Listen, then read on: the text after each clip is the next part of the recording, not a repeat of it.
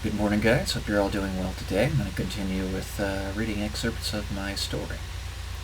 As president, he knew that despite everything, he had to portray a strong leader. Less for the voting public, and more because of his boss, because his boss demanded it. Alan was brooding inside. He was terrified, but he could not let the public know. You could never let the public know.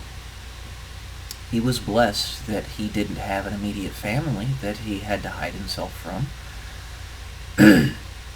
"Sir, the limo is waiting for you downstairs," said the head Secret Service agent. A tower of a man, well over 6.5 feet tall. "Right," said Alan. He knew that he had no other option. Alan thought to himself, if there were anyone in the system I wouldn't mind being with, it's Victoria. Since Victoria was completely blind to the reality of the situation, he felt that she made the ideal candidate. She was fiercely loyal, no matter what decision Alan would make.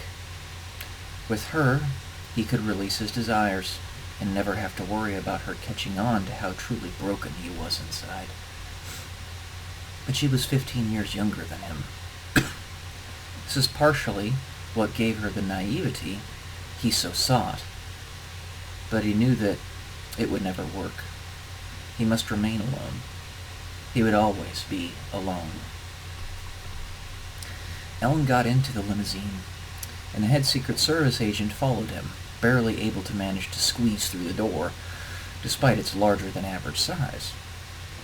Behind him, another smaller, but equally intimidating Secret Service member entered the vehicle, and then behind him the Secretary of State.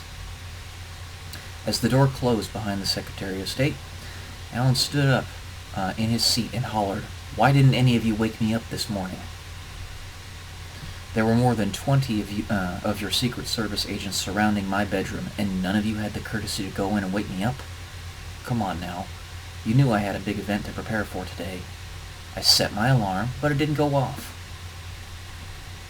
The smaller Secret Service agent was about to say something, but the head agent placed his arm across his chest. Instead, the agent retreated back into his seat, his face returning to stone. "Oh, so that's how it's going to be then, huh?" said Alan. "Well, then you guys are worthless if you're going to let something like this happen." The agents remained undisturbed, sitting across from him, blank faces with sunglasses covering what were likely emotionless eyes. As Alan sat down, he conceded to not being able to glean an answer from those who were supposed to protect him. He presumed, from any misstep, proven through their inaction to be nothing more than fops constitutionally.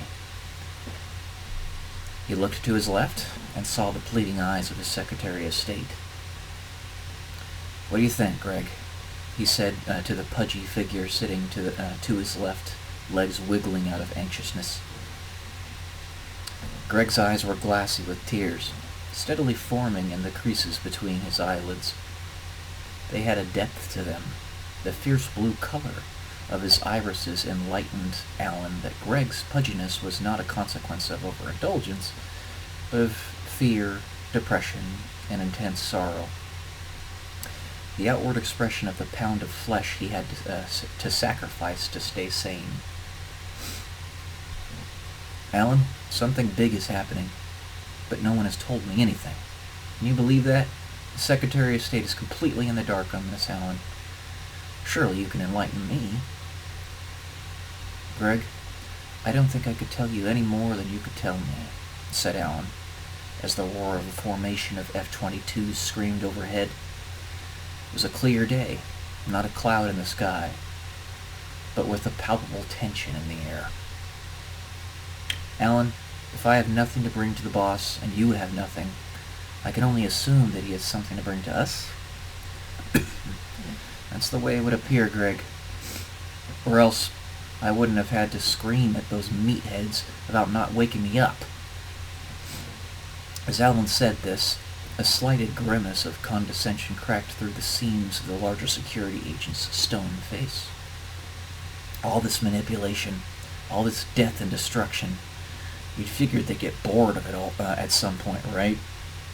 Said Greg. At this, Alan broke into a low chuckle that was drowned out by the roar of propellers of 2 Black Hawk helicopters pacing overhead the motorcade. That's it for this section. I will be back later. Love y'all. Peace.